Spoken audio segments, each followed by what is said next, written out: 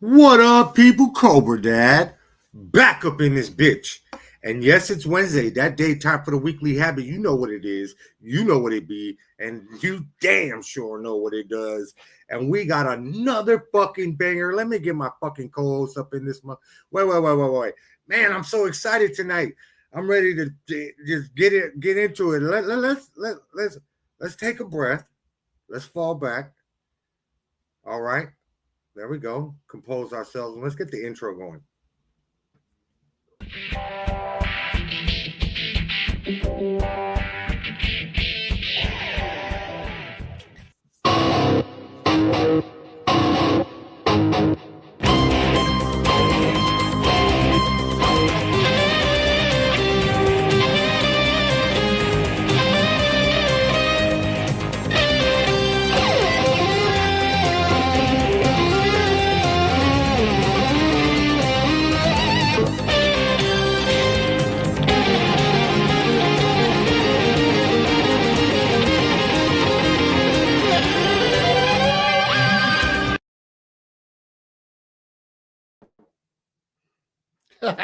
What up, motherfuckers?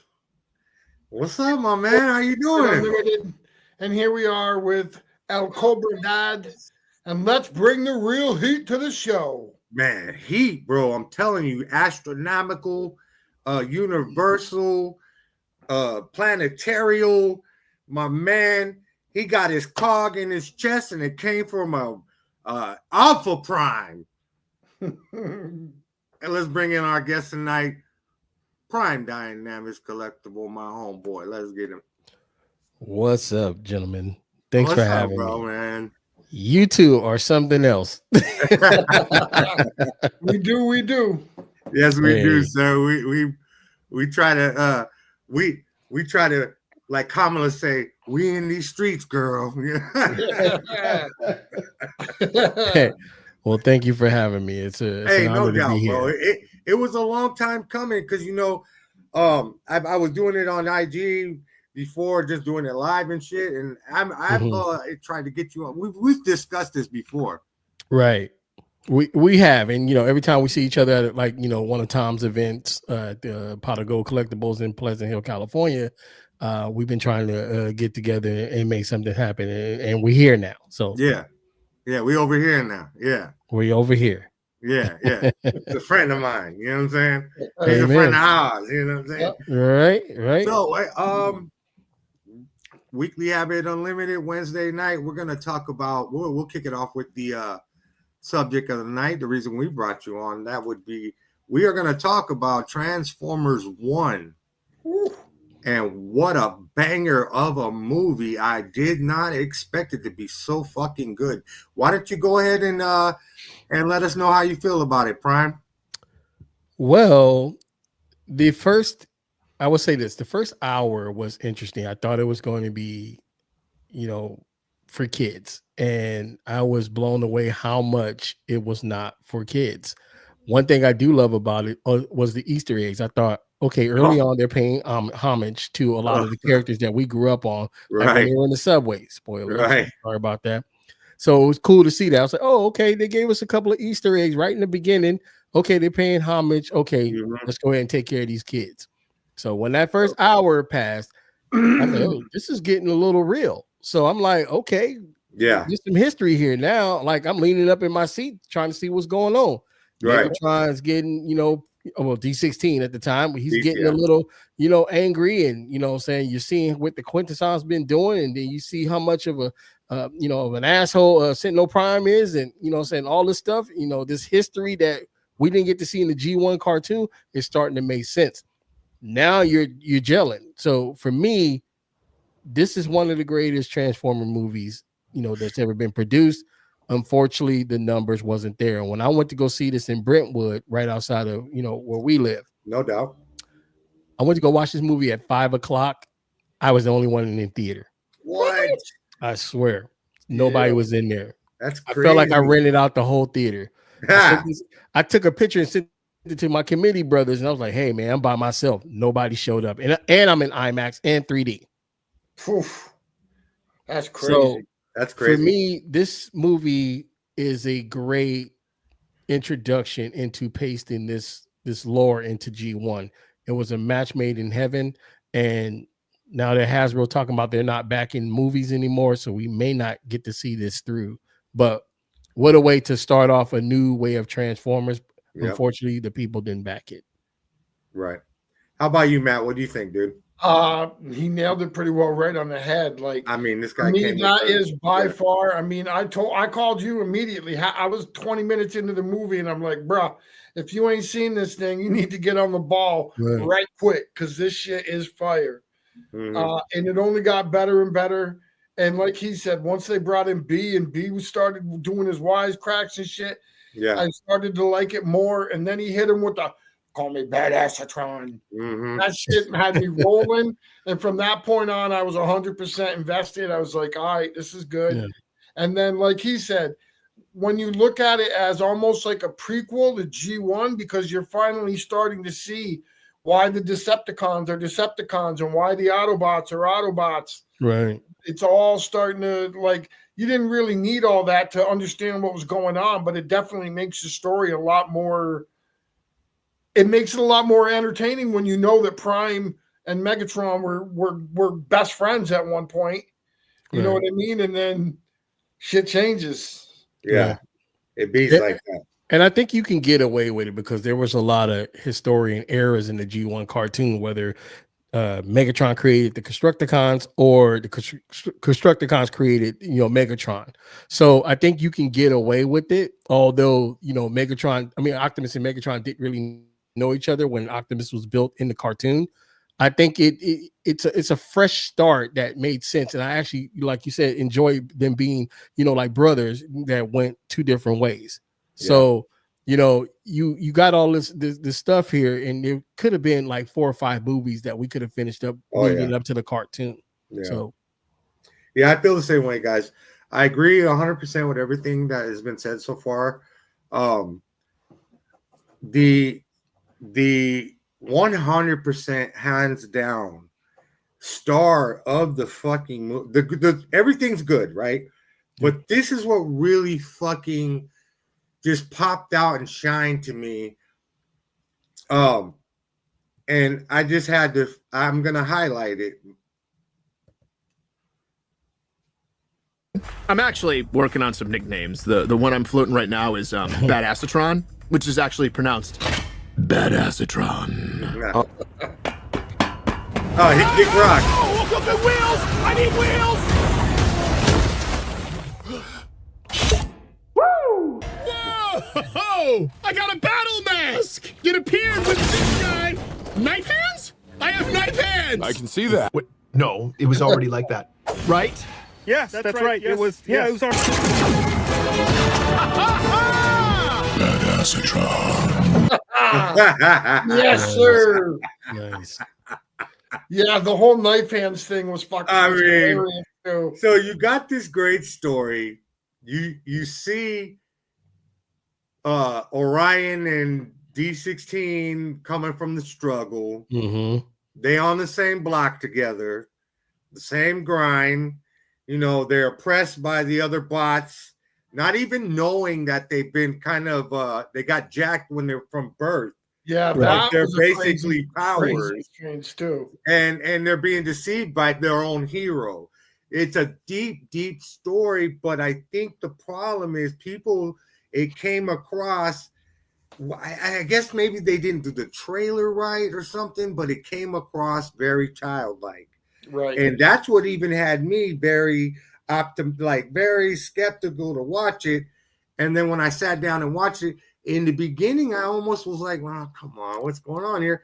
But as it develops and the friendship, and then, man, when Megatron, D16 looks down and looks up with those red eyes. Yep. And he says, you know what? I am done covering your ass. Yeah. I had chills. Like, I got chills. And then he falls down and receives the Matrix while he's up there grabbing the fucking that Prime Oh, a that cog. is his cog that is his hero. Megatronus. Yeah. Yeah. Even that little twist to it where he looked up to him as a hero, but yet actually used his cog to become a villain. I don't think he needed it, to be honest with you. I think it was something destined. And when I was looking at the trailers, I automatically assumed this was going to be Star Wars with Anakin becoming Darth Vader. Right. That hate in his heart. You can tell he was born to be something that he just got tired of it. He wasn't the same as most of the worker bots. Do as you're told, do your work, go home, and just accept life. That ain't him. That ain't D16. Yeah. And so I was also seeing Galaxy of the Guardians. Some type of, silly humor that was going to, some team was going to be out there and just try to make this work. At least for the first episode, I was expecting more of the Galaxy of the Guardians in the second movie if we would have got one. But you can just tell that, the evil was coming. What I didn't expect was that second hour. The second hour changed everything because the kids, it was not for kids. It got dark. It got sad. You got oppressed. And the way Sentinel Prime sold out his people, man, you got angry. Yeah. Yep. And you even felt like when Orion Pax goes back to the minor bots, and he just with the original cog before he goes badass. Yep.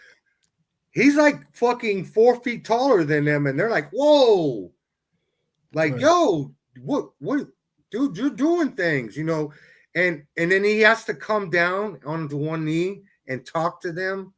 Man, there was a lot of hidden messages. Yeah, man, this shit is good, bro. And I think that's why the numbers. It's good on a lot of levels, dude. I think they marketed it the wrong way. Yeah, like I said, yeah. Like I said, when I went into this, I sent you a message before I even started watching it saying, well, I'm getting ready to watch this, but I don't expect much. I'm thinking it's going to be pretty soft.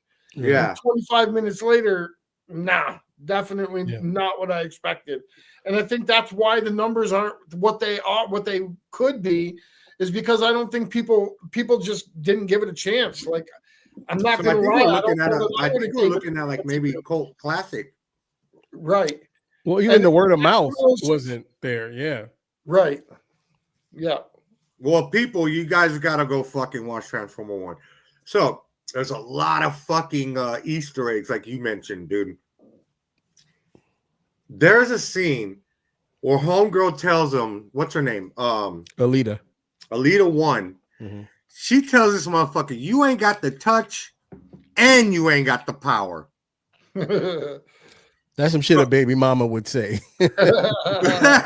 But bro, I lost my shit, bro. I lost my shit because I knew exactly what she was referring to. You got the power. Yeah, I look over to my wife because she actually sat down and watched it with me. And I go, you know what he's saying, right? And then she's like, yeah, whatever, right? And she had no idea, right? But she enjoyed the movie so much. And I have a glass shelving over here with my 86 Transformers. And I always tell her, look, babe, look what I got. Oh, babe, check this one out. This one's fire because So right, literally after the movie, she watched 86. I'm not gonna lie. On her own. When I was the kid, I hated that original movie, man. What? It was like 10 minutes in, they killed Optimus Prime. Yeah, I lost my shit. And everything after that, I was like, no, I don't care. I don't like Rodimus Prime. It's not Optimus. I mean, even at 9 years old, I was stuck in my ways. I was 7. That change. Yeah, I was 7. Are y'all doing a giveaway or nah, KJ? Nope, no, that was a couple of weeks ago, motherfuckers. Yeah, man, and then I don't know, man. I thought it's a 5-star, dude. I mean, I love it now. Don't get me wrong, but when I was 9 years old, I was not impressed by them killing Prime in the first. Oh no, I love that when I was a kid. That 86 joint. That's why I'm such a big fan of those. So since we're speaking on 86, that's the toy line I collect. My man, Prime, Dynamics collectibles, and obviously in the background we see how you living. Why don't you look. Yeah, he got the Unicron. Yes, sir. So how long you been collecting Transformers? So I got into it. Well, obviously I was there in '84. I was 5. Had a few, then got to the '90s, discovered girls, and got out of Transformers. What got me back in was Walmart, because they released 5 retro bots. Optimus Prime, Devastator, Astral Train. I can't remember who else. Starscream and maybe somebody else. And I was supposed to quit at 5. I was like, let me grab these 5. Just as a nostalgia, be cool with it, put them on my desk and just be cool. Then they came out with Siege line. So I'm looking at these figures, and I'm like, a lot of these figures look damn awful close to what I had as a child. So I was like, oh, he was one of my favorites. Let me grab him. Next thing you know, my wall is getting dark. And all of a sudden I got into it, started meeting people, and getting into the hobby. Started my own store. I had TF Basement back then. Cobra, you probably remember that. Yep. Damn, it's been that long. So that's almost what 4 years ago. We know each other about 4 years, man. Yeah, 4 years. And so yeah, man. And then it started picking up. And then I got into third party recently this year. I just wanted to make that change. I was like, I wanted more top shelf looking bots, and so I got into those, and mainly most of those you can see right behind me on kind of the way my camera moves. But you got the AI joint following you around? Yeah, it's an AI camera. So Link 2. No doubt. See that technology, dog. Yeah, you got to, pimp. Well, like I was saying, man, but then I've been keeping both. So I was supposed to get out of mainline, but I'm only collecting 86, and then everything else is third party. And I'm just trying to get the right scale from my bots. But man, it's been a nice 6 years, I would say, I've been collecting. And back as an adult, yeah. So now I'm getting all the nostalgia stuff. Like me and Tori was talking before you joined. Yeah, I got my Thundercats, got my He-Man, got my mask, and Silverhawks and all of that stuff. So I'm trying to get Bionic 6 and Visionaries. We were talking Brave Star. I want that. Bionic 6, man. Yeah, so yeah, man, it's just been fun, what I'm saying, and just it's great, right? As an adult, and you got that grown man money, and bills are paid, and it definitely helps. Yeah. Third party over the week. Yeah, speaking about grown man money. Why don't you bless the chat in the live with that knowledge you were speaking about backstage, man? How you flip the game to let your toys work for you. You're not working for your toys. So, well, I mean, you don't want to put it that way, but saying it's a nice way to to do this is by getting you a store, saying, and following your paperwork correctly and trying to sustain a larger market for you when it comes to making a profit. So yeah, I got my license with Entertainment Earth. I got a wholesale deal with them. I got some ones outside of the country, and saying sometimes I dip in my own stash when I'm supposed to go ahead and sell it. But yeah, a lot of this stuff pays for itself. So saying I'm able to put it at a profit, and that money comes back into me. So through an LLC license. Yeah, pretty much. Yeah. So yeah, you can do it, and you got the big store. You're using the tax system to work for you. For the most part, yeah. But I'm saying that's public knowledge. I mean, you don't want to talk about those things, but yeah, you can get. You can do that. Okay. Yeah. We don't want to get too deep, brother. Yeah, I get. Yes, sir. Yeah. So obviously, it's doing just fine because you look like you got a nice little stash back there.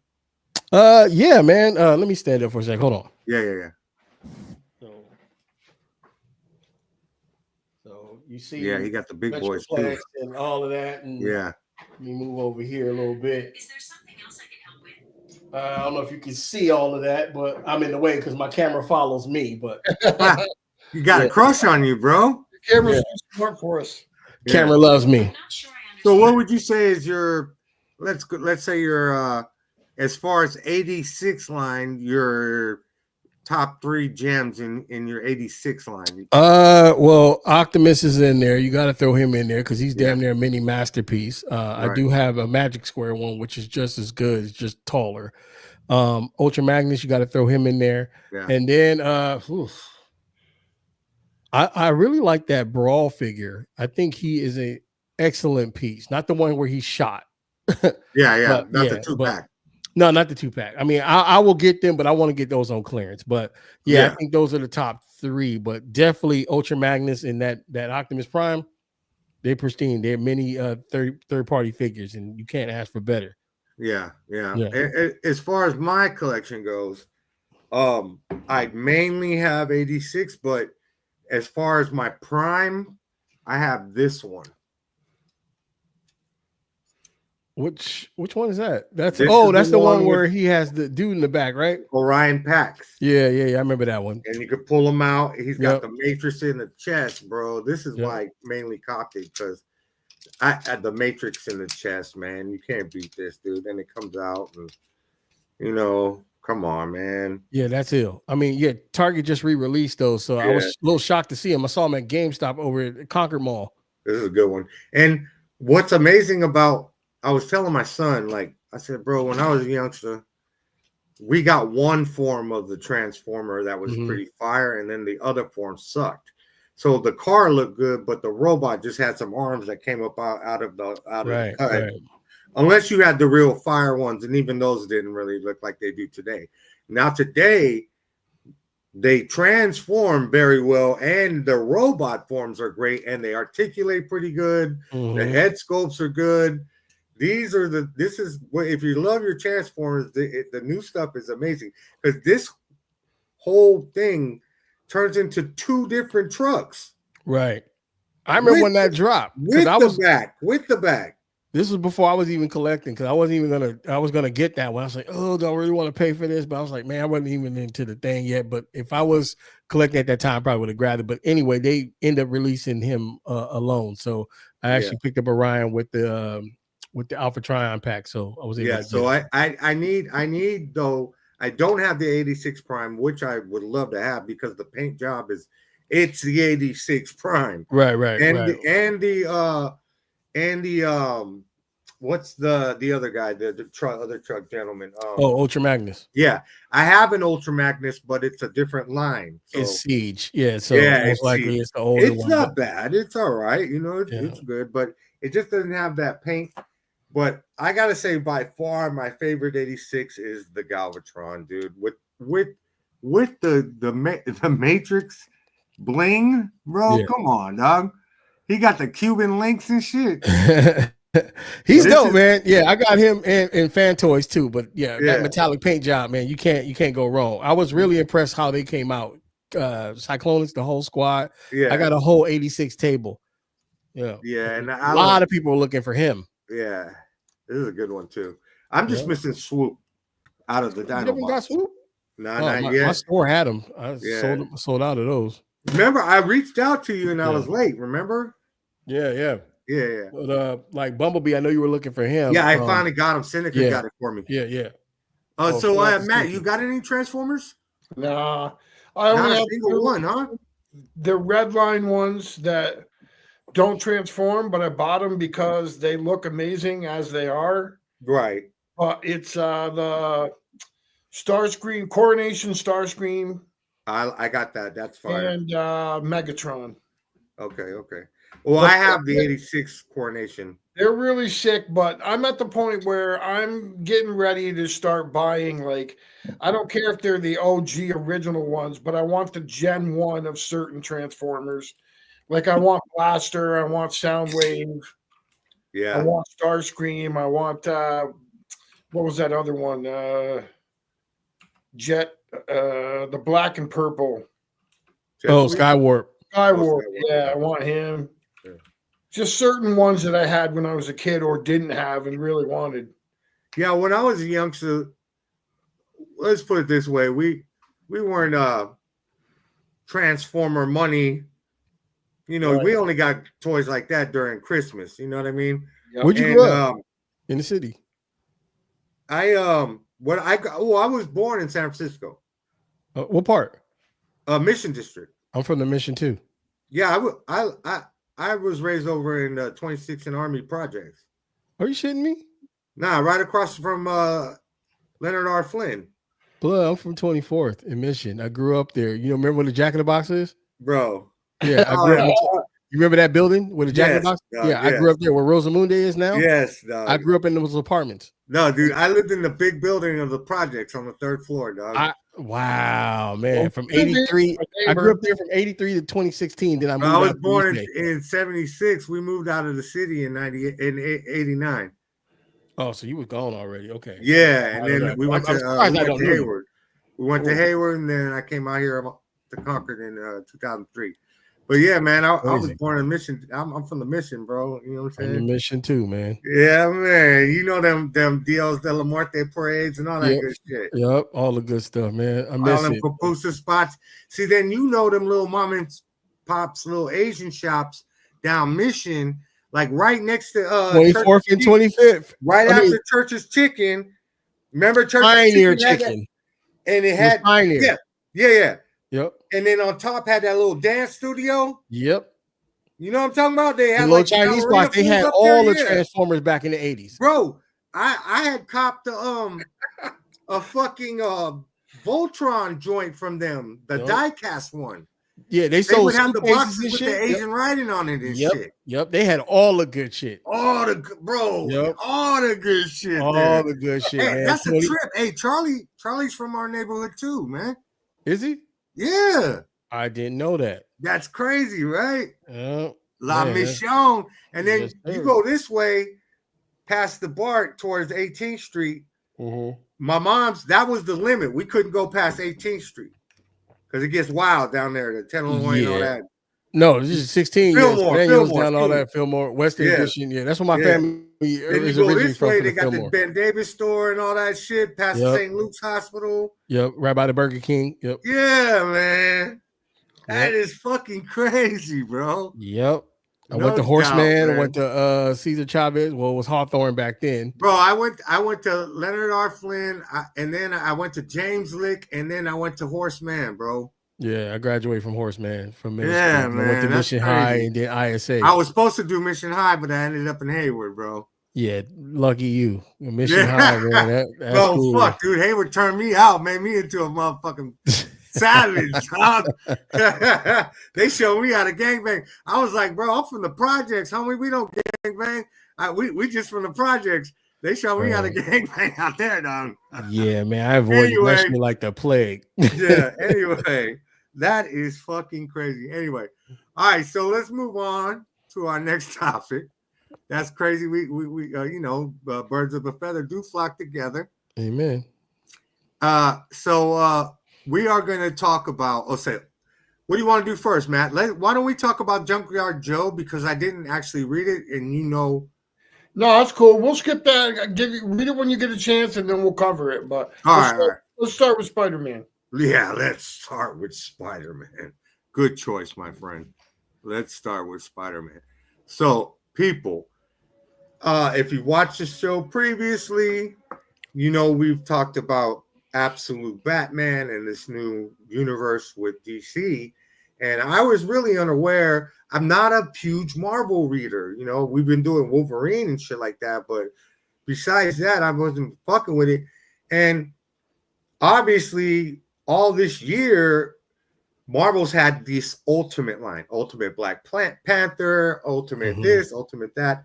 And the Absolute Batman in that line is the answer to these ultimate books that Marvel's doing now. So I picked up the today I picked up the trade paperback of Spider-Man. Ultimate I need Spider-Man. that one. What's up? I need that one. That's the is that a first print? Of the trade paperback, yeah. Never mind. Yeah, no. I got that. I got that one. Yeah. Yeah. So instead of me going buying, because they're up to issue 9 now or some shit like that, I just grabbed this for $20 and you get 6 issues. But man, oh man, what a great read! I really am digging this. I'm gonna. Who was the first appearance in that? What's that? Wasn't there a first appearance in there? In this one, I can't remember what the hell happened. Well, the whole story is a whole different universe, so everything's almost basically a first appearance. Yeah. because I only collect first appearances. So And I'm I hear only you. up on 3, so I haven't read all that I haven't gone through all 6 yet. Yeah, I've only read 1 today, so we can talk about it. Go ahead, bro. I mean, Matt, go ahead. Let's rock it. Okay, so it starts out with right after the events of the Maker having a terrorist attack, basically, that he went back in time or whatever, and he wiped out certain villains.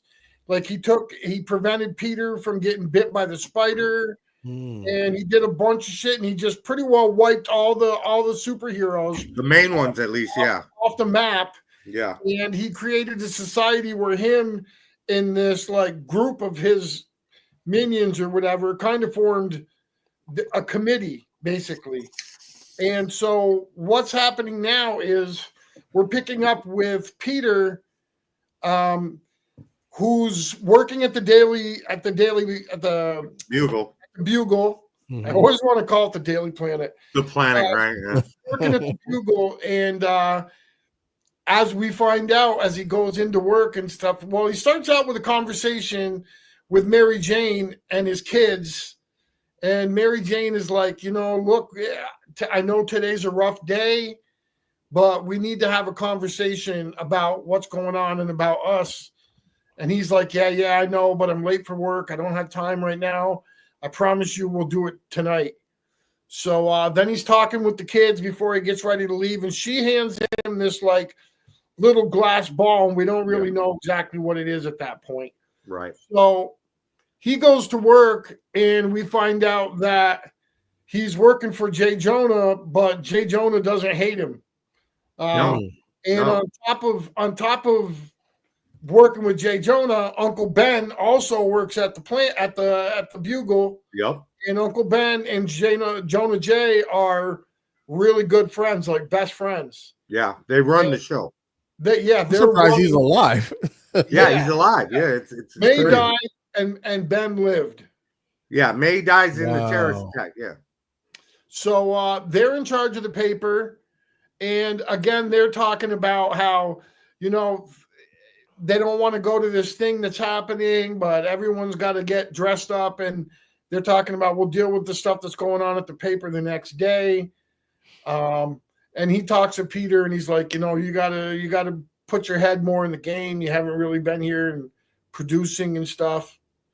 So then it goes to, if I remember right, it goes to the event, right? Like it goes into basically a 9/11 memorial type deal, right? Where they talk about, I guess, all the people that died in the terrorist attack. They don't say Tony Stark, but they say Stark, a terrorist attack, right? Because I think if I remember right, what happened was Stark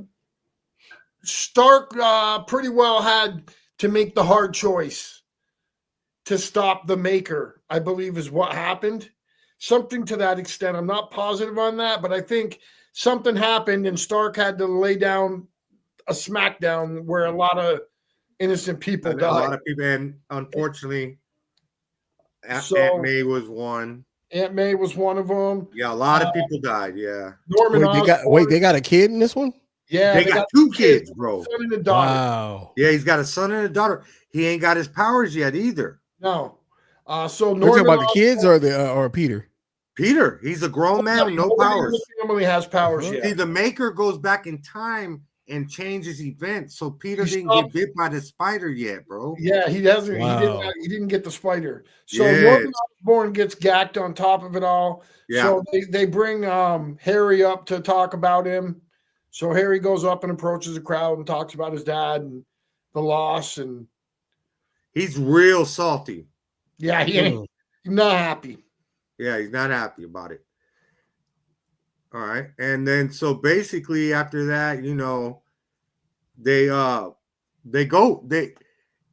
Peter and Norman are, not Norman. Yeah, the son. They've never met. Usually they're best friends in most universes, but they've never really met because homeboy's like, I don't think they went to school together and stuff. Yeah, he does big things and shit. But Ben Parker has obviously a relationship with his father and has interviewed him and knows a little insight on him. So from here on, it goes back to this meeting they're supposed to attend with all the bigwigs of the news company. And right away, you see JJ was like basically quitting, like, yo, I'm out of here. Fuck this shit. I'm not fucking with this. And then Ben goes into the meeting and they have a talk. And guess who? This is the new owner of the paper. Yeah, go ahead, bro. So Ben walks in and he sees why he's quitting, and it's because Fisk has bought the Bugle. So Fisk proceeds to tell him that, look, your buddy here wasn't on board with the changes that we're going to start making, and so I guess he's gone, and you can have his job. Yeah. At which point Ben's like, oh, okay, I see what's happening, and he just turns around and walks out, doesn't say anything. He's like, nah. Peace, I'm fucking out of here. So he goes and gets in the elevator and they discuss together, shit, what are we going to do now? We got no jobs. Yeah. So Fisk goes to his car and then he explodes and the Green Goblin appears. Yeah. So who's the superhero in this timeline? There's none, or it hasn't. It's there developing right now because, like I said, Stark wiped them all off the face of the maker or whoever. Wow. Yeah. So there isn't any superheroes like there used to be, bro, because someone went back in time and fucked up the timeline. So yeah, Fisk and his bodyguard, they actually pull up to a place and they're getting out of the car, and then the Green Goblin, obviously that's the Green Goblin, he attacks them. Yeah, he hits him with the old. Let me ask a question here. So could this turn into a Disney TV show, or is this could it fit into something that viewers would want to watch? I think so, because this is a very popular title right now. Yeah, and I mean, it gives Peter a family and stuff. I guess it depends on how much they crank up the action and the violence, really. Like, like I said, I've only read a couple of them so far, and I haven't really seen anything that would really be that inappropriate for a kid, really. But interesting. Toy Addict in the house. Danny's in here. Let me ask another question. Is there an actor right now who you would find suitable to play Peter Parker in today's timeline? Other than because obviously, what's his face? I forgot his name, dude. The last Spider-Man, he doesn't fit the bill for this. No, not Tom Holland. He's still Tom Holland. Yeah. So you probably have to get a more mature one. And to me, look like Chris Evans can play Ryan Reynolds. No, I think I give it to Chris Evans over Ryan Reynolds at this point. I think it's too late because he's already done too much as the other characters. Shit, if you can get Robert Downey to play fucking Doomsday, I get what you're saying. Doom, why not? I don't know. Peter's not a blonde like that, in my opinion. He's more of a brunette gentleman. Right. And off the top of my head, I couldn't really tell you an actor that I would think make a good one. I would rather them find someone that is up and coming, that has the look. You know what I'm saying? But here you look like you got a 35-year-old Peter Parker, so you probably want somebody a smidge, a little bit, respected as an actor. Shit, I mean, even though I know Jake Gyllenhaal played Mysterio, but shit, I can probably even see him. He could. That's a good, actually a good suggestion, bro. That would work. Yeah, I need to go ahead. I have this comic. I never open my first appearances. That's all I collect. I collect first appearances, deaths, and new characters. Why don't you go ahead and pick up the trade paperback like I did for 20 and get? I need to, because you know first issues, Flying Colors has moved into our neighborhood. Is right there. I go every Wednesday, brother. Yeah. Did you used to go to them when they were all day. I got interviews with Joe, all that good shit, bro. Before we continue, I just wanted to shout out my man Cliff Chapman. He's a TF committee brother. What up? I want to appreciate him. This is one of the funniest dudes ever. You got to have him on the show. If you like educated but grit and grimy. Man. Oh, And he's in New York too. So that fits our category for sure. all right, Cliff. I'm gonna have to tap in with you. You know, reach out. You know, touch base. No Diddy. he goes by Cybertronian Quest. That's my man. Well, man. thanks for joining, Cliff Chapman. Yeah. You know, if you enjoyed the content, you hit us with the sub. You feel me? Everyone counts. So as we digress and continue on with the story, so yeah, it moves on to Ben and JJ kind of chopping up in the bar, saying, "Fuck it, we're gonna go solo and start our own like underground news." Peter shows up, JJ bounces, and Ben, I really do dig that they have Ben fucking Parker still involved in this. Yeah, it's nice. You know, and they talk about his past when he was 15. That's when his parents died, and you know, there's a lot. This is a long-winded issue. Yeah, you got to read. Let me ask this question about him before you continue. Yeah, is Ben shady in this? Because I'm not sure yet. We don't know yet. He seems pretty by the book. And what they're talking about, him and Jonah, is they want to do news. They want to do news that's the truth. Yeah, not all controlled by. I'm getting Thomas the Kingpin. Yeah, I'm getting Thomas Wayne vibes from him. The way the illustration looks. Yeah, and just say that I definitely see it.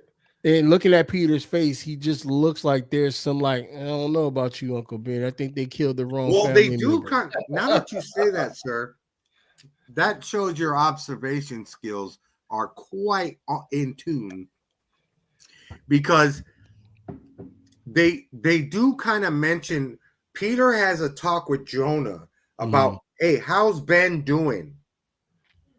You know, something's up with. They're not saying what. But I guess something has happened to him where they're concerned about if he's okay or not. Yeah, they're worried about the day was coming up where he had to confront his wife being killed. Oh, you're right. There you go. He had been getting quiet and withdrawn. Oh, yeah, there you go. But he does got a Thomas Wayne look to him. Yeah, he does for sure. It's just something off about Ben. Ben about to make a bad. Right, bro. You got to read this shit, dog. You can see it from the illustration. He's about to make a bad move. This motherfucker's gonna be Venom, dog. It wouldn't surprise me. I mean, could very well.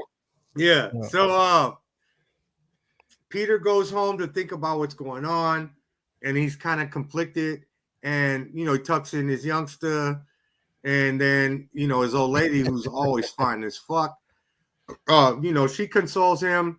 We didn't get all the fucking panels for this, dude. Well, what happens is she has a talk with him, and she says, "Okay, Tiger, it's time to have the talk." And he's like, "Ah, shit, I knew it was coming."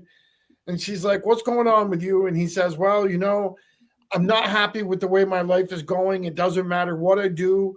I'm not satisfied. Like, I'm making money and I'm taking care of my family, but I want there to be more to my life. I want mean something, and I want to be more." And she's like, "Well, you got to do what you got to do." She's like, "Will you still love me? Will you still be there for me and the kids?" And he's like, "Yeah, no matter what."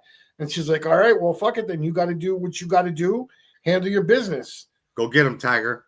So then they go back to a flashback to last night, where he goes up on the roof. And he's got this box from somewhere that he opens up, and it's got a suit and a ball and a message from Tony Starks saying, "Hey, look, man, this is a situation. I'm contacting you from the future. In this alternate universe, you were bit by 6 years in the future, the world's most renowned superheroes, and the world needs you. But because this guy, the Maker, went back in time and stopped you from being bitten by a radioactive spider, you're an average human being." He's like, "So here in this case is a suit that I made for you, and the spider. So that's what was in that glass ball, is in a package with the suit and the glass ball." So he's like, if you're down, then get down. So He activates the ball opens, and there's a vial in it with the spider. Wow. So, I mean, looking at this Tony Stark here, and he's supposed to be from the future, he looks awful young. Yeah. Yeah. Why is he older? It's an alternate universe. This is a whole new universe, sir. So they can write what they want, basically. I agree, but just looking, as a person who don't know the story.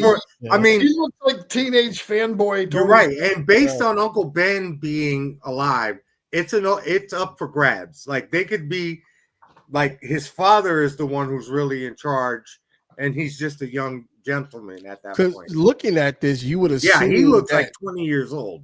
Looking at this, you would assume that Peter doesn't even get bit by the spider, but one of his children do. Right. And now he's seeing this from the eyes of Aunt May and how he would disappear, or saying he was just trying to find out what the hell is his children into, and one of his children becomes Spider-Man, which creates a new Spider-Man. Right. You need to reach out to the writers, dude. I write stories all the time. Yeah, that's another book. That's fire. Yeah. Thank you. Appreciate you. So he goes ahead and says, let's do this. And we get ourselves a friendly Spider-Man. Fucking neighborhood Spider-Man. Now, what era does this take place in? They don't really say. They don't say. I hate when they do that. Yeah. Well, it's like I said, like I keep saying, it's a whole new. You're supposed to come at it as there's no Spider-Man, and this is time period. Like, is it the 90s or something? But yeah, there's no like this is Earth 55 or it doesn't really go into that. It's not that futuristic. It's modern times. Yeah. Seems like. So compared to last week's Amazing Spider-Man 61, this is where it's at, dude. Oh yeah, for sure. Like, I don't need to read the next 8 issues of Spider-Man dying from these entities and then rinse and repeat. No. And what was funny is, so last week when I bought the Amazing Spider-Man, my buddies behind the counter, if you remember Dylan, we're talking with Dylan, and they're the ones to say, bro, if you're reading this, you need to get up on this, right? So when I go in today, literally the door isn't shutting behind me, and the guy's like, all right, no, you said this week, get up on it. And he had it ready for me, bro. Yeah, that Ultimate line. There's something about that line. Yeah, my son's reading Ultimate X-Men right now. He likes it. I'm the kind of guy, as they all know, man.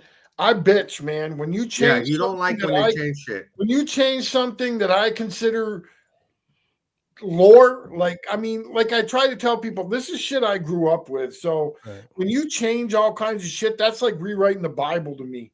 All right, man. Have a good Matt. Sorry to cut you off. Yeah, no, have a good night, Cliff Chapman. Thanks for joining, man. I hope you continue to join us. I'll give you a buzz tomorrow, brother. Have a good holiday.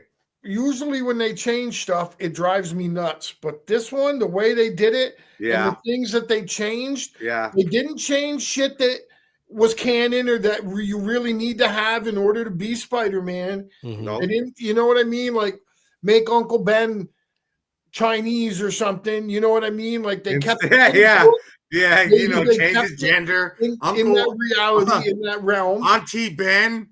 But he was uncle when he first met him. You know what I'm saying? Well, I'm just saying the changes they made were changes that didn't really affect anything. So it was like the Spider-Man that you knew, only it wasn't the Spider-Man that you knew. Can I ask a question? Shoot. All right. This is a Marvel question. Now, we know Denzel Washington is going to make an appearance or star in Black Panther Part 3. Yeah. Ooh. What are your hopes for his character, and what do you see this movie being with Denzel Washington part of the project? Go ahead. Let me go first. First of all, I need some training day Denzel and some good honorable Denzel. I need him coming in sly to take over and then becoming the actual villain of the whole fucking movie. I'll go after Toya what I would like to see. I don't know, man. I don't want him to be all it's glorious. Denzel, it's Denzel in Wakanda. I'll take whatever they give me. Yeah. All right. Here's what I think. Now we all know that part 2 was not great. No, it wasn't great. There's no fucking way she's beating Namor. Yeah. I'm sorry. It just didn't make sense to me. Bro. Yeah. He should have mopped the floor with her, and then he's an Omega level fucking guy, dude. He should have whooped her ass and then picked her up and like, we cool. Now that you know where we stand, I'm gonna go back and sleep with the fishes. Now, what I would like to have seen, what I would like to see at part 3 is, you remember how they had a son, right? Remember how he came out of the blue? She's holding the little boy's hand, right? Right. They go so far into the future that Denzel is actually T'Challa's son. Oof, I'm on board with that. I was gonna say I'll take Denzel as T'Challa, but I mean, you're 2 for 2 tonight, dog. Yeah, thank you. I really think you should give him the Black Panther reigns, kind of like an old man Logan. Yes, I'd be 100%. But then you can even intermix what I was saying with that theory. He does come back, and he is at first seeming the champion, but because he's a little corrupted from the future, he's got a different view on where Wakanda needs to go. The thing that it makes him the antagonist. The thing that never made sense. I don't know if I want to see him bad though. Come on, bro. I know like Styles P. Why did Denzel gotta go crooked so he could took it? Right. I grew up on Denzel, and he was always he's always been a great hero, the good cop, the this and that. Right. Righteous brother, Malcolm X, all that shit, right? It's just good to see when actors break their character, and an actor because some actors get typecasted, and then some can't typecast. Denzel can't get typecasted, bro. This guy, they come to him with the script. Right. You smell me? So when he does that wild shit, I love it, bro, because it's so convincing. Okay, so based off your argument, and I'm gonna use your logic here. Right. You're looking for him to turn heel, like we talked about WWE. Yeah.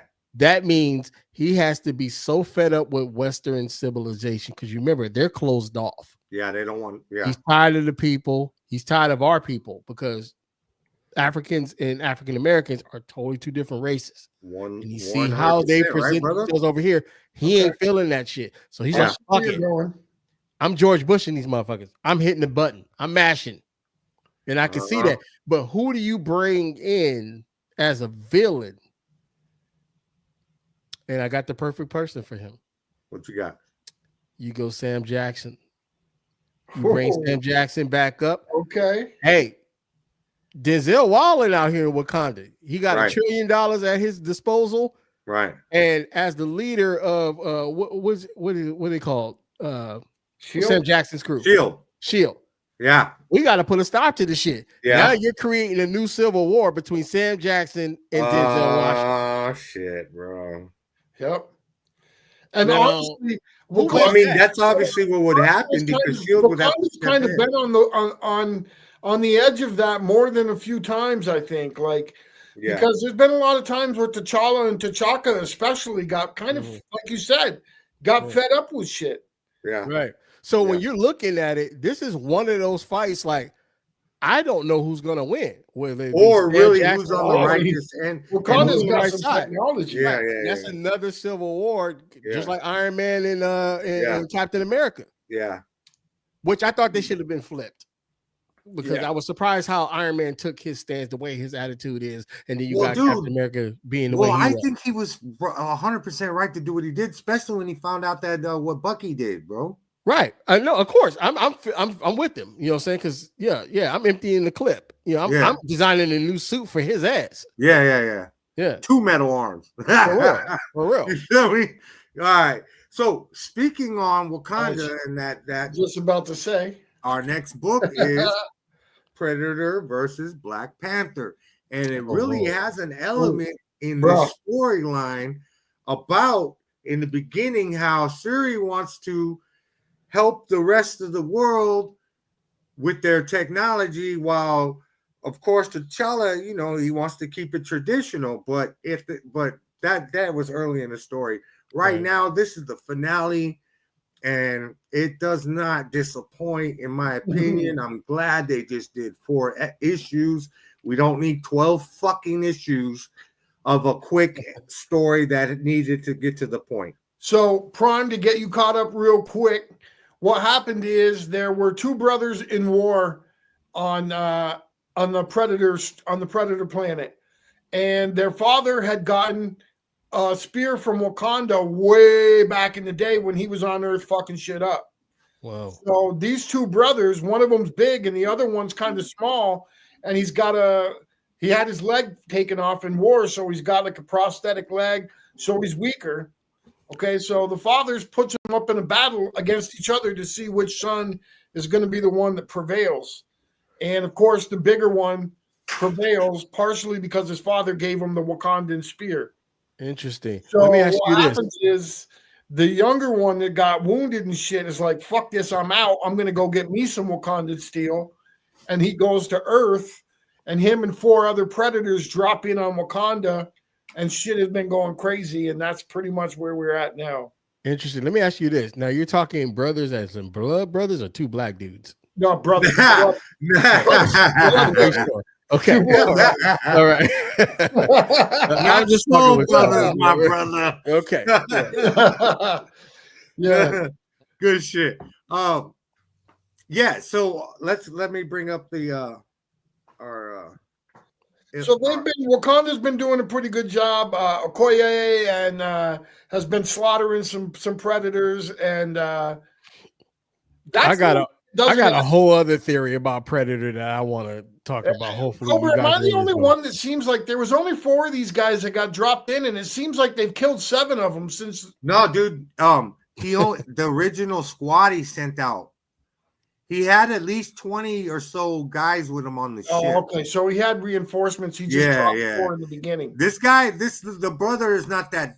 He seems pretty cunning. Right. Go ahead.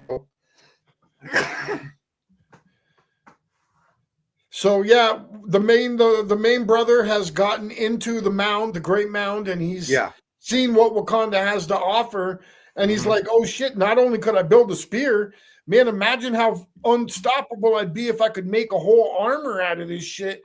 There's nobody going to be able to stand up to me." So he starts thinking about that and getting all greedy.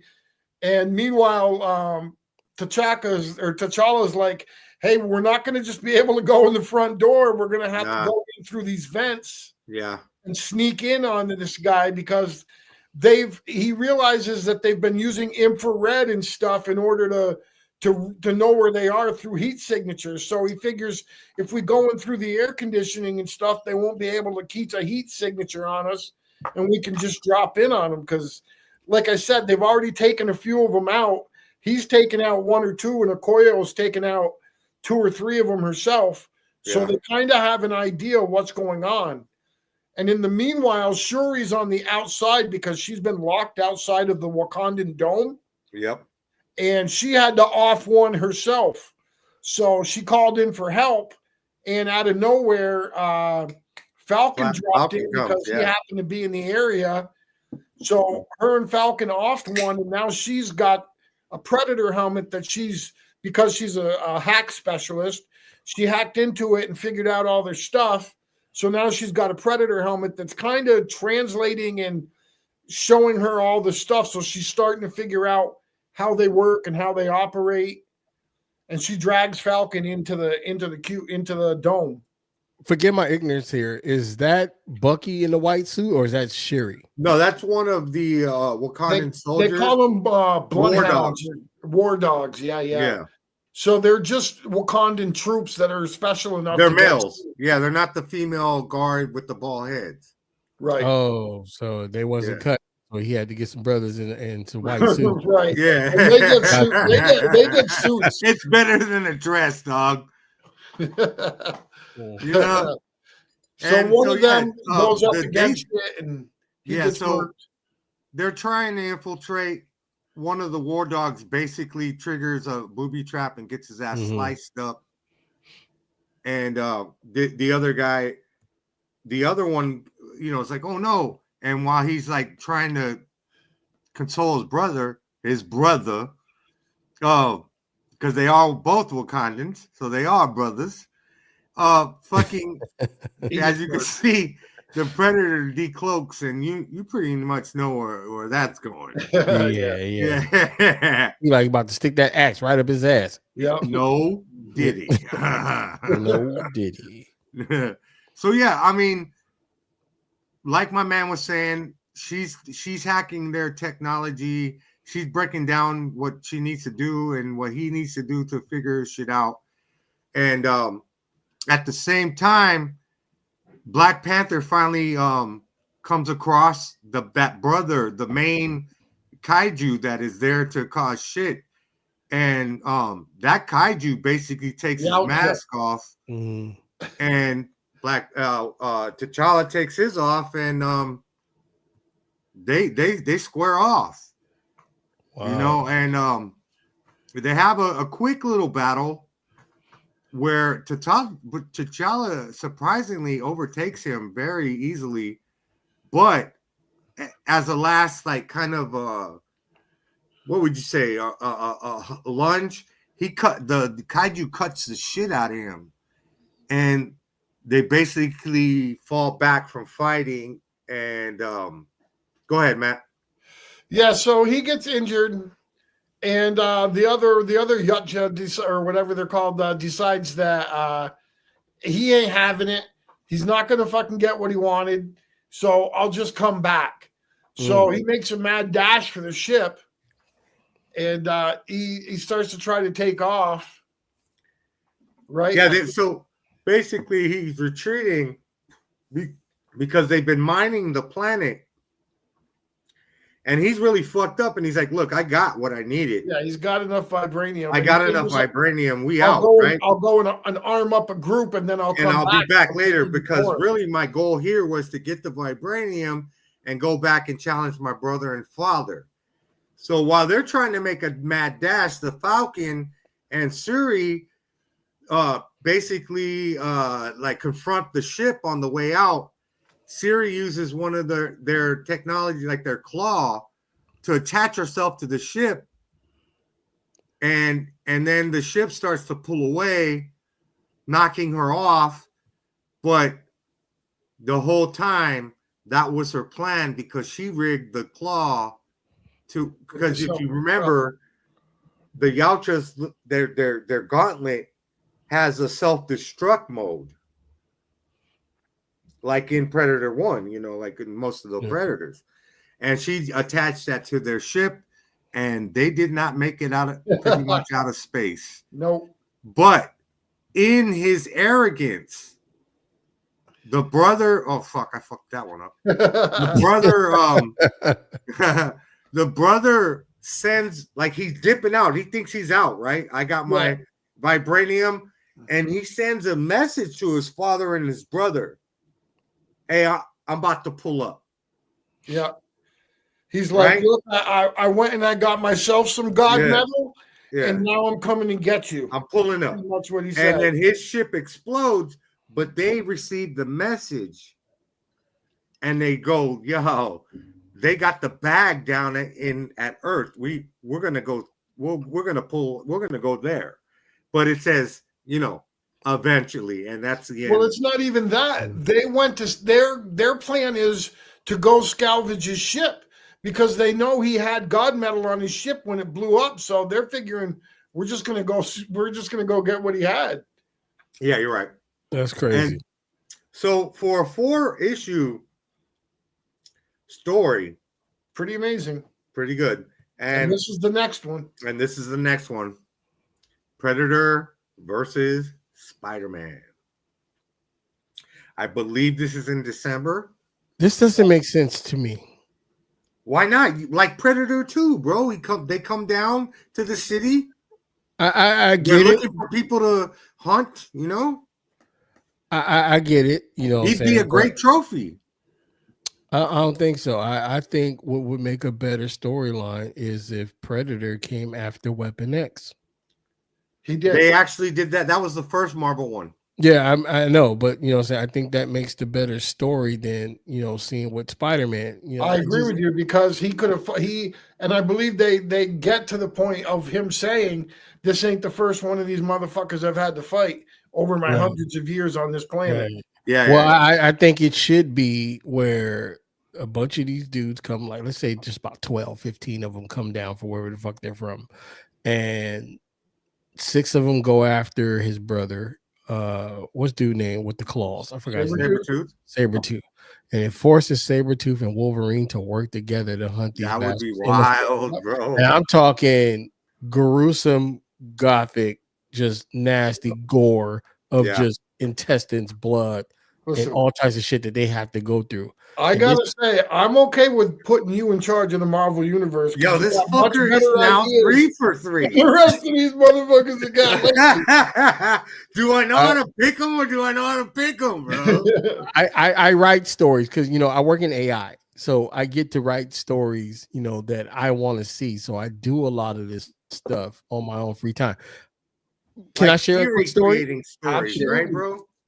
All right, so here's a story that I wrote where Batman gets killed, right? And I like it already. Before he dies, he had an ongoing, like, cool relationship with Mr. Terrific. And in his will, he asked Mr. Terrific, could he be a father figure or a stepdad to Damian? Damian is taken in by Mr. Terrific, and then they become the new people of Gotham. Damian teaches Mr. Terrific to be more, grueling when it comes to getting answers. And he teaches Damian the education, and them two rule Gotham. There's a new fear in town. I gave him a new suit, and he also gave Damian his own T-balls to go ahead and train. And they're now proficient in the style of fight of the Ra's al Ghul's of men. So now he becomes super unstoppable. It's actually on my TikTok. On my Instagram. I'll go find it and give you the picture because I created an AI image and everything. I gave him a whole new look. That's what we do. The what ifs here, man. It's just crazy, man.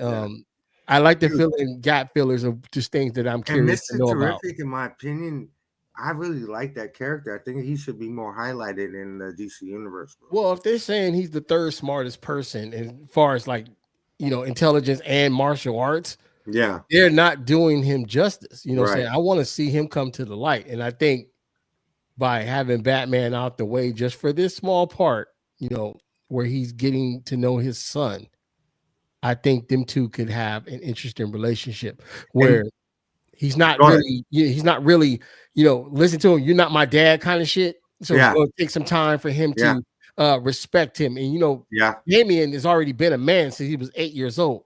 Right. Well, and Damian always had that "you're not my dad" attitude, even with Batman. Towards even Bruce, was his dad, so.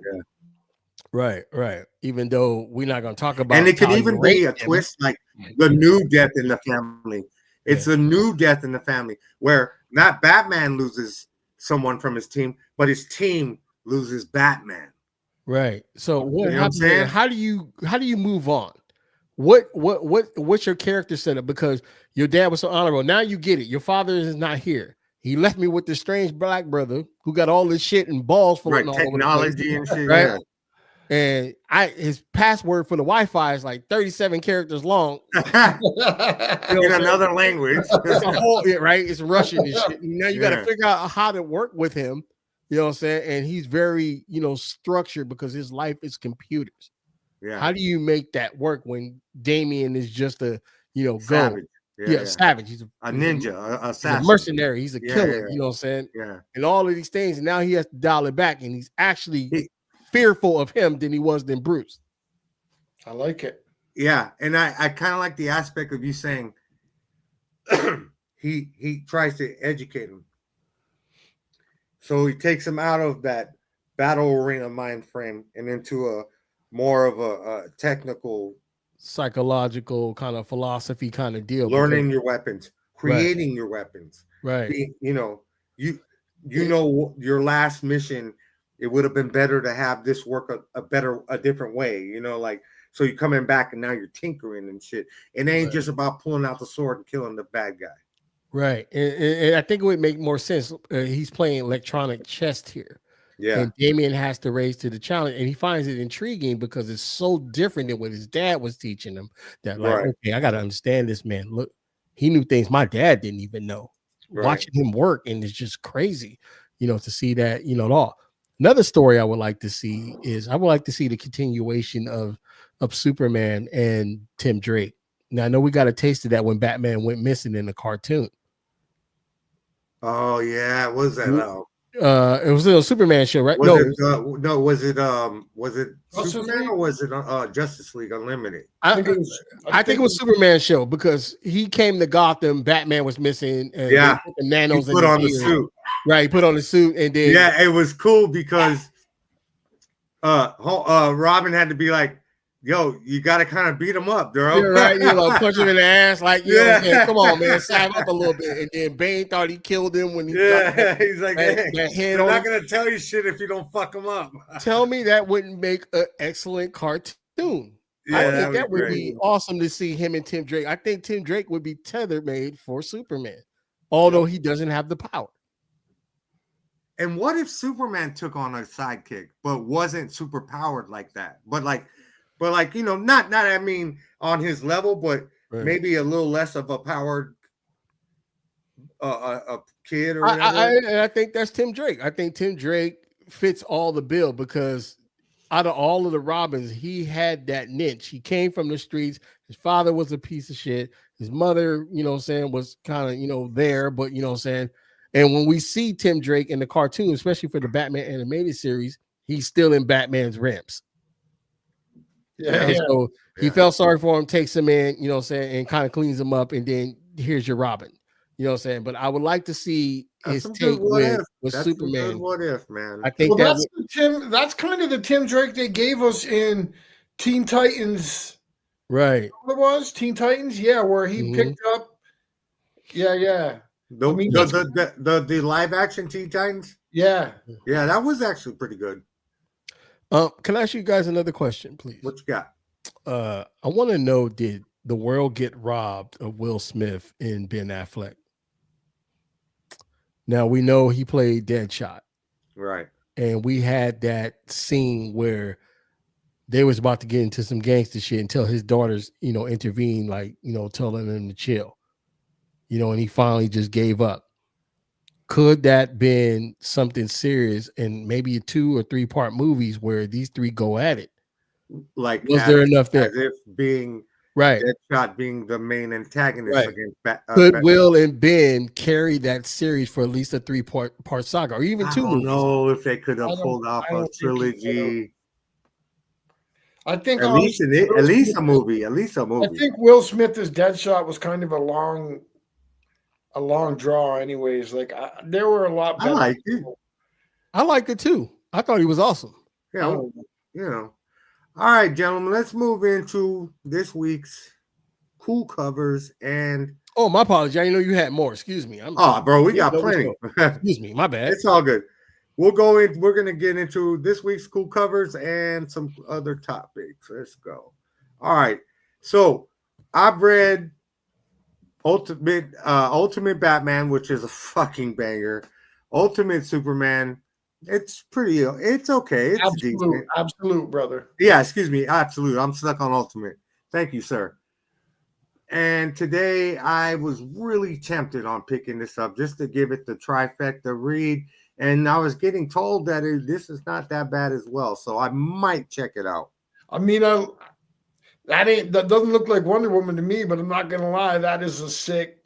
That's a big Final Fantasy fucking sword, right, bro? I know, right? She's all tatted up. She's got I like it. Tattoos and shit. And then this I thought was cool because it reminded me of something you would like with the Vietnam vets, but almost Starship Trooper looking. Oh, it's got that like getting aliens look to it. And then another free art inspired. I don't know why that looks like Nemesis Enforcer versus Popeye, but it does. I don't know, but that just gave me a hell of an idea for a photo. I'm sorry, Popeye's no bitch. I don't see him. Nah, Listen, I don't think Popeye is going to be the one on the losing battle. Yeah, I don't think so either. Yeah, you give him his green, he gets mean. Yeah, That's because he's strong to the finish. Amen. This was interesting with the kind of Jesus Christ statue and the demon guy right there. So, super dark. Yeah, I like it. And then next up we have another dark looking cover, Vampirella. Yeah, sexy but very scary looking. That's the most clothes I've ever seen her have. Yeah, she's usually half naked. Titties this one, I just thought looked cool because he's picking his fucking nose and he's about to catch the business. And really, I want to see her loincloth catch some wind. Well, I've read one of these. So I can see that monkey. And Babs is kind of the female version of that other one you like. Gun Honey? Which one? Is it Gun Honey? No, the Berserker.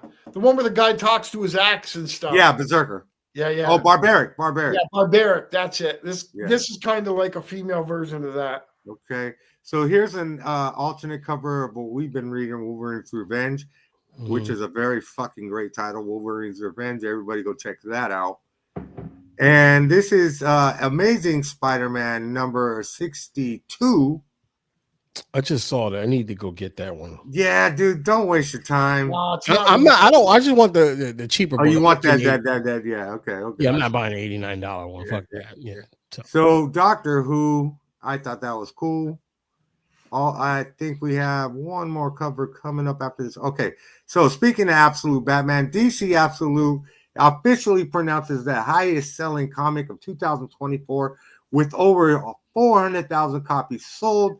DC is on top of the game. This is a great fucking title. People go out and check it out. It is good. It sounds like we need a movie or animated series on this one. Yeah, if they could animate this for HBO Max and the right fucking artist, they gotta keep it somewhat like PG-13 or something. No, they don't, because I need it rated R because this book's almost fucking. This book's man, it ain't for the kids. Animated movies for DC are not for kids. Yeah. So, that's kind of what I'm getting at. Like, you go balls deep with this. This ain't your kids' Batman. No. All right, next up for my man Matt. It has been calculated that in his comics appearance from 1974 to 2011, that he has killed 48,502 people. He's got almost a 50,000 body count. He got a 50 burger, man. Yo. And that's with no gun. Yeah, swords. Well, I can't speak for this one, but usually they say he has no gun. Yeah. And because my homeboy is here tonight, I had to feature my Transformer 86 collection. Oh, that's your work? That's what I'm working with, brother. Hey, not bad, man. Not Thank you very bad. much. No, I love the BBD. Send me that blaster anytime you want. Yeah, sure. Nice job, pimp. Thank you very much. That's very appreciated.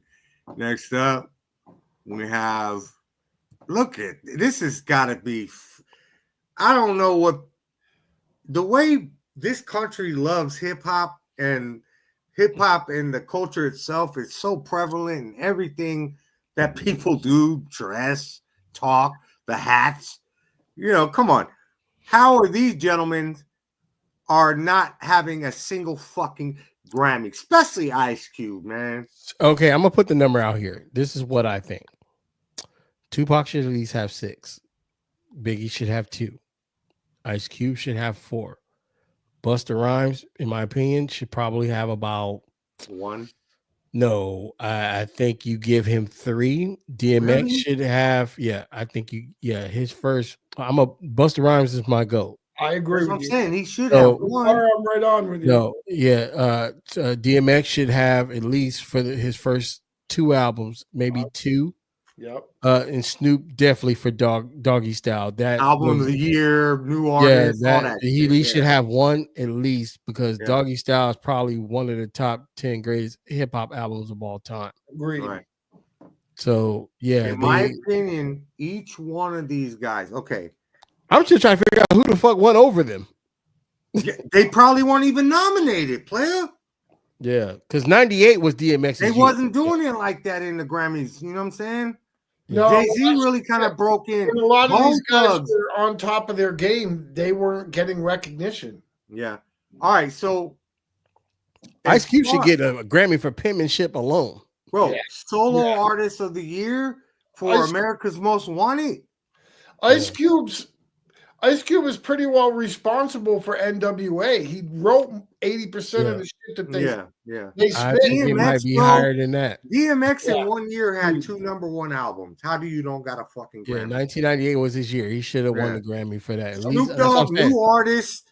Best album of the year for Doggy Style. That's 92, 2, right? yeah, for sure. I cut school to go get that shit. I'm surprised they even sold it to me. Tupac, All Eyes on Me. Come on, man. Me Against the World, classics. All of these are classic. Machiavelli, classic. Come on, man. At least don't if anything, those albums alone.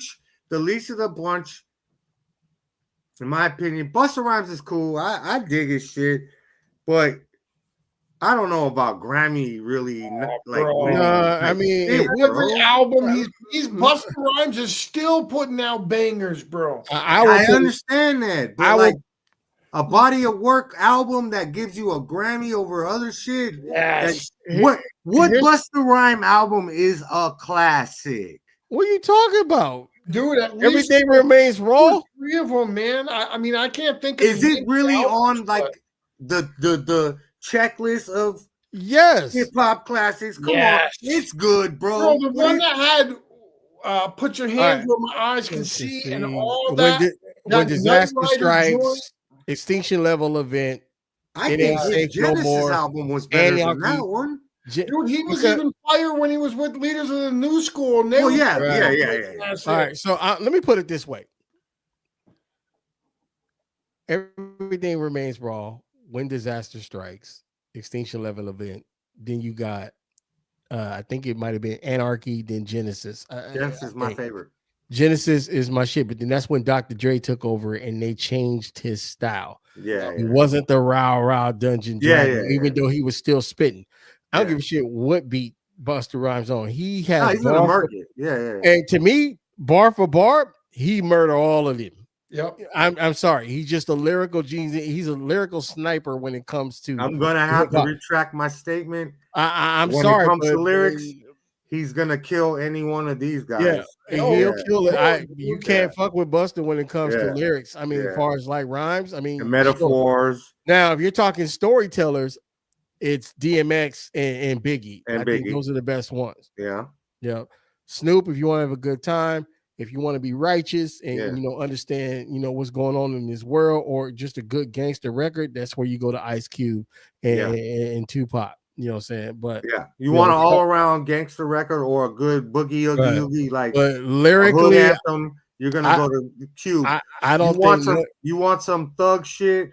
You want some righteous shit that comes from the heart. You're gonna fuck with Pac. I don't think anybody lyrically is touching Busta. Bro, my favorite rhyme from Busta, he's on the one where he's on with fucking Eminem, and he says, he says, as happy as a kid chasing a duck in a park, bro. Yeah, that as happy as a kid chasing a duck in the park, bro. Have you heard the story on that? Nah, I'm saying because. Oh yeah, they had to. Yeah, he did his, and then Busta was like, wait. Yeah, man. That's a classic. That's a they're legends in their own way in their respective lanes. Don't get me wrong. Nothing to take away from them, but like if I'm looking for story hip hop, it's definitely Biggie and DMX. Snoop, gangsta shit, witty flow. Busta Bus came out in a Show Enough outfit. Yeah. So that in itself, I've seen Busta a few times because he came down. I don't know if you remember this, Cobra. Do you remember the Maritime Hall back? Yeah, hell yeah. I saw him for $5 there, and then I saw him at Slim's on 11th and Mission Street. Then if we're gonna go there, Summer Jam, dog. Summer Jam. I never went to Summer Jam. Bro, the 106.1 Summer Jam, bro. I like the intermediate, saying hip hop thing. I don't need. I can't stand big ass concerts. They're just not for me. Yeah, but them shits would be fire, bro. They would have like E40. They'd have Too Short. They'd have everybody from the Bay. Yeah, that should be popping when I was a kid. Yeah. Dog. All right, let's move on. We got our hip hop discussion in tonight. You know what I'm saying? That was fire. Mm-hmm.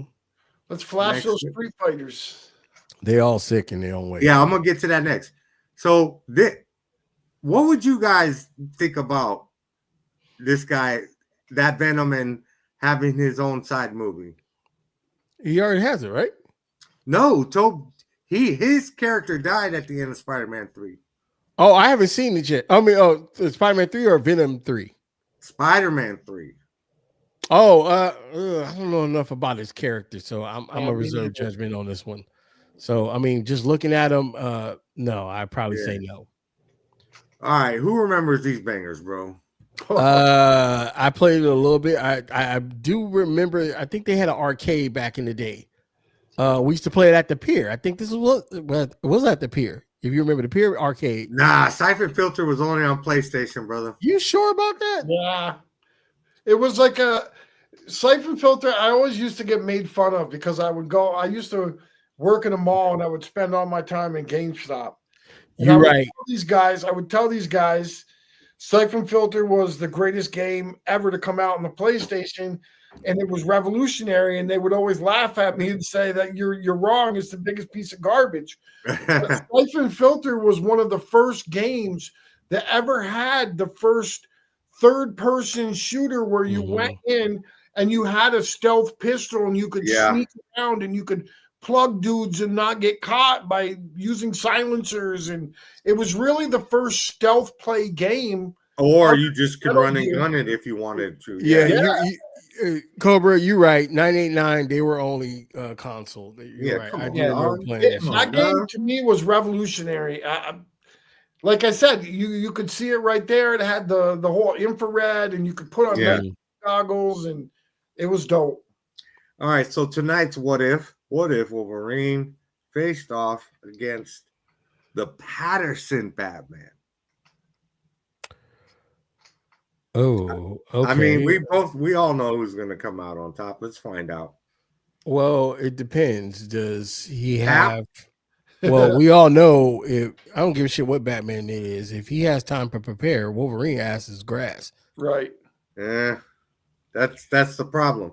They're in the alley, no time to prepare, and we see our victor.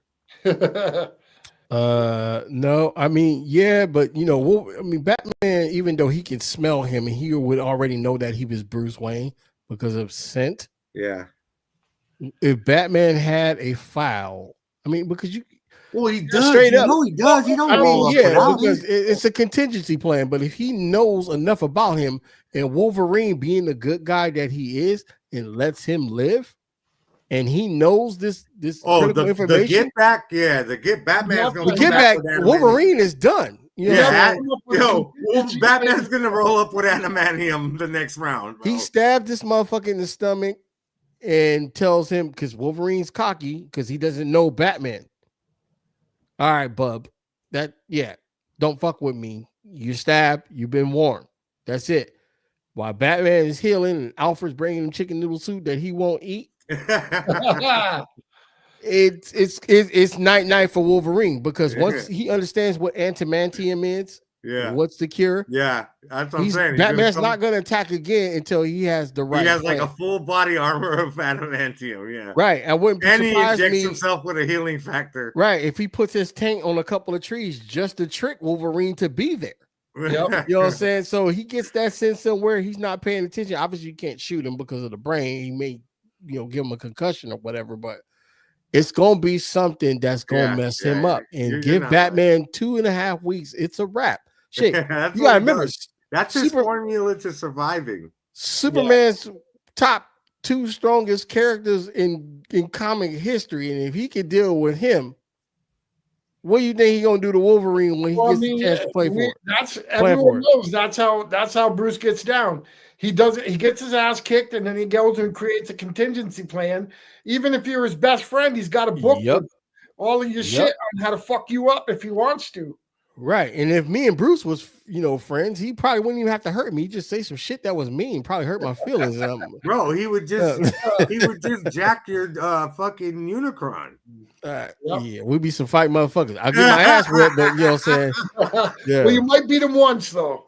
Yeah, and then I'm losing. I'm getting hurt, and I'm gonna apologize and just give it to him. Yeah.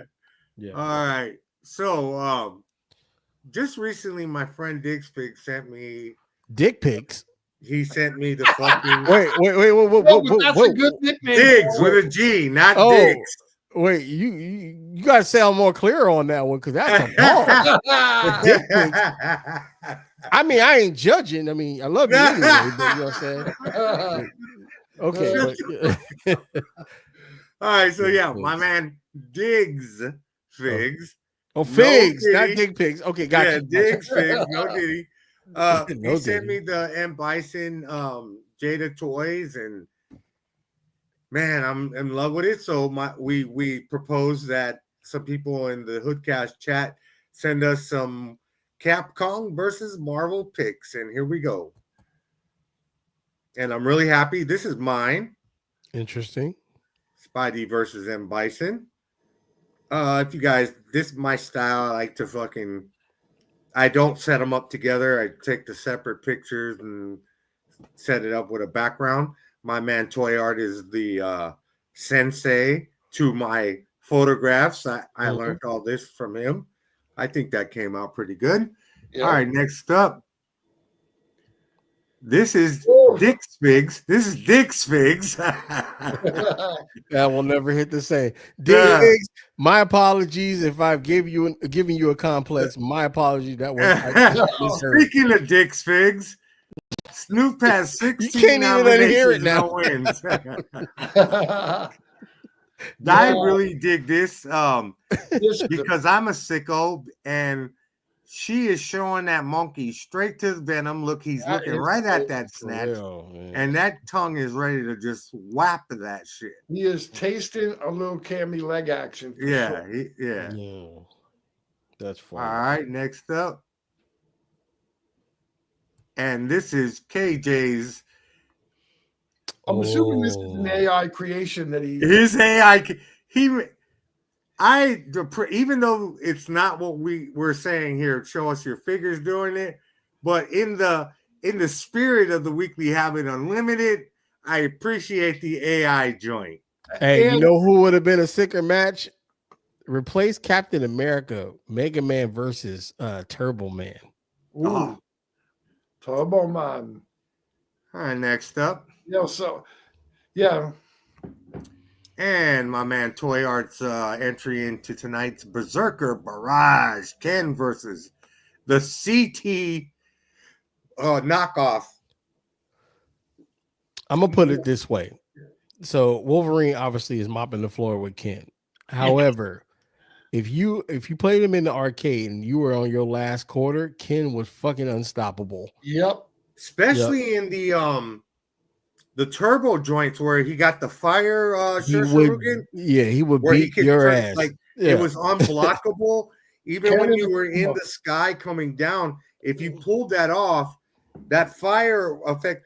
And now that was a random effect. Yep. Just like the super blue Ryu fireball at the time. But yeah, you're right. But I don't know, man. Because let's put this in that game universe, they make Wolverine less lethal because it's a game. Really, Wolverine would be a broken character. Wolverine needs to be in Mortal Kombat, not Street Fighter. Right. Well, yeah, because the truth of the matter is, if you're doing this right, you could just back off for a couple of seconds and he'd reheal whatever damage he did. Right. So he belongs in Mortal Kombat because he would have fatalities. He's cutting fools up, Right. So, yeah, but this is a great shot. I really dig the background because he went with the actual video game background like I did. All right, next up, I believe will be now. In my opinion, this is the best shot, dude. It's I'll Unworthy Merc this shit, bro. see. I like the unfocused She-Hulk. Yeah, I like the position he put her in. And then it's the face off right before the battle. The lighting coming from the left with the he killed this, bro. I like the fact that there's no McFarlanes in it. Yeah. Hey, quick question. You know I had to say it, Kevy. How much do you think Chun-Li can squat? Oh, look at those legs, man. Bro. She can squat enough. She can squat enough to do Froggy style and rip your wang off. That's how much. Yep. Hey. Whoa. Okay. She got that kung fu. She got the kung fu grip, my dude. You gotta tell her. Hey, honey, stop. Hey, chill. Let me try to get it in. You know, tight is good, but too tight, I can't get the motherfucker in. Hey, man, it's like a homie trying to snatching off your beanie. Yep. Yep. Yeah. Shout out to everybody who joined us on the Capcom versus Marvel joint. And I think that's it for that. All right. We are down to our last and final segment of the show. Everybody's famous. Well, the what we're famous for, the favorite segment, DUMBSKI of the week. And I believe we have a good one tonight. Oh, shit. What's that? And it's another example of, you run up and you get done up. Oh, shit. It's not coming up. All right. So, So COURES, the DUMBSKI of the week. Once again, right, bro? Yet again. It never fails. Let me. Good job, Cobra. Am I a DUMBSKI? Yes. Yeah, exactly. Yes, yeah. You are. All right, give me a second, gentlemen. I gotta get me one of these fancy AI cameras that like zoom in on me and I need one of them hoes, right? You are pimping extraordinaire, my friend. Yeah, hey, man, that's what the people want to see, man. I mean, shit, it's a $200 investment. Probably not necessarily what the people want to see. They don't want a camera that follows me around. Believe me. Hey, you'd be surprised, man. I mean, the camera is supposed to love you. It focuses. The camera might love me, but I don't know about anyone else. Yeah. Well, even though we're shooting in 720, I'm still projecting in 4K. Oh yeah. That's what's up. Dude, they're fucking with me right now. All right, guys, I fucked it up. Let me. This is a good one. I will. This is a good one. Let's try this. So while I'm working on the show, my man, why don't you let everybody know what you're up to? What would you like to sprinkle everybody up? Go your website and all that good stuff, bro. For sure. Right now, I'm working on a show right now. It's under PRIMEDYNAMIXX on YouTube, but I do have my TF Marauder brothers, Manu Maximus, and Manimus Maximus, I should say. And then I got my brother DJ. They assist me in talking about Transformers. That's our thing right now. And I also have a toy store, PRIMEDYNAMIXX. It's a LLC, collectibles. I have stuff that I'm selling from my own personal collection because I was a box collector, and I said, this is no way to live. Let me go ahead and open all my shit. Let them breathe. And then you see third parties behind me, and then you see a bunch of main lines. So the goal is to get up to that third party level and replace everything. Obviously, you see more over there, but you know what I'm saying? Right now, I'm working on the podcast. Podcast has been booming, so I want to shout out everybody who's been watching and all the guests that's coming on. I got to have you guys on there too. I'll work something out. Dude, just let us know, brother. For sure. Yeah, man, that's pretty much what I got going on, man. It's my podcast, with my TF Marauder brothers, and then I got the toy store going on, and we just chilling, having a good time talking Transformers. And I will be at TFCon LA this year, so I'm going to go out there and meet and greet. Cobra, curious to know, are you going to Fan Expo? No. Why are you not going down there? Where? I'm not even sure what that is, sir. What? Yeah. Fan Expo starts on November 29th through I think the 1st. It's a cosplay comic thing, Marvel, DC, anime, and it's happening at Moscone Center in San Francisco. Oh, I haven't been there. So it's a 3-day. So because they thumbs up, gave you the fonts. So the cool thing about this is that they got all of the cast members from the Flash TV show. They're going to be there. Right. Hayden, is it Hayden Christensen, the dude who played Anakin? Yeah. He will be there. Some Star Wars folks will be there. They're going to be doing meet and greets. They're also going to be signing autographs. So this is basically our anime toy con that's happening for 3 days. Dude, Anakin's going to be there? Yes. And that's bringing out the Star Wars horror. Right. So we can meet up down there because I'm going on the 29th, and I may go Sunday or Saturday because I want to see if I can get some autographs from some of the CW people. And there's a couple other CW shows that are going to be appearing there from the show that may no longer be on TV right now. Right. But it's about to be a shitload of actors down there. And what? And your boy's going to be down there. Moff Gideon. He's going to be there. Yeah, you need to go to that, Cobra. Yep, because there's only 2 brothers in the whole Star Wars universe who knew when to get their perm done. Like, because you can't go to Jakku and go get, hey, let me get this perm done. They was pimping out there. So Billy D and him are the only ones. Billy D, yep. So they're all gonna be down there, man. It's gonna be a party, man. I suggest you. All right, so when you want to link? I'm going to the 29th for sure. That's I believe what's today? That's in 2 Friday. days. It's on Friday. So I will be down there on Friday. I got to do the pod. I got to do Hoodcast, bro. You might have to reschedule that because you need to get this footage so you can talk about that, man. This is too big of an opportunity for not to post this on YouTube because this is only for Bay Areans, man. You got to go get some footage. What? Okay, so what's the tickets looking like?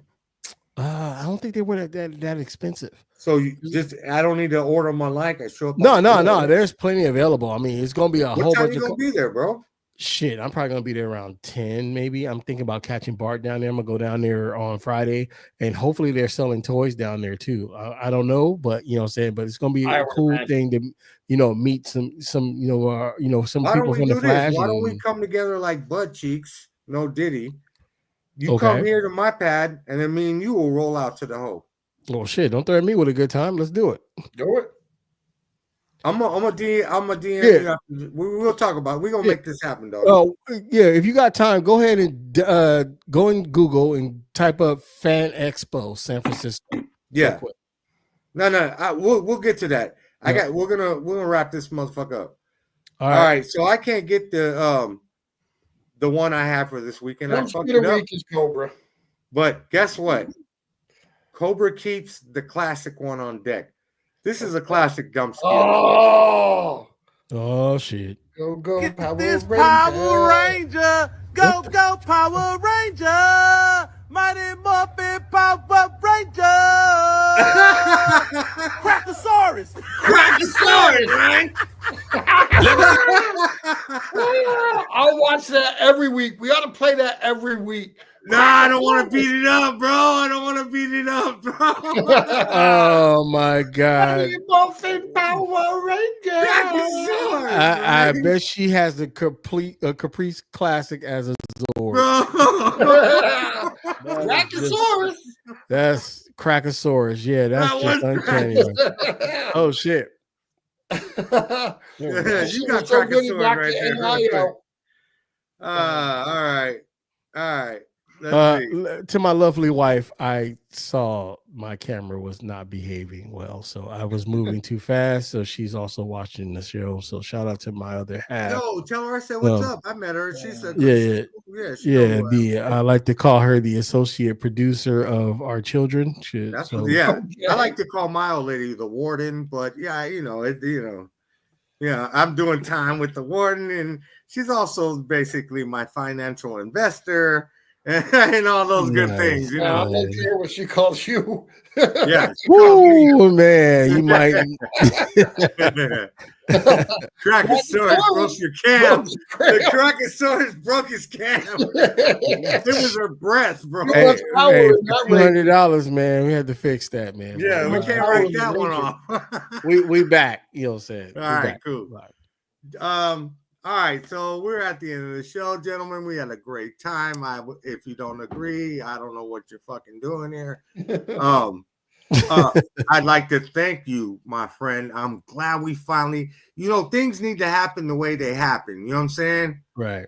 So it happened for the right reasons. You are fire on the show.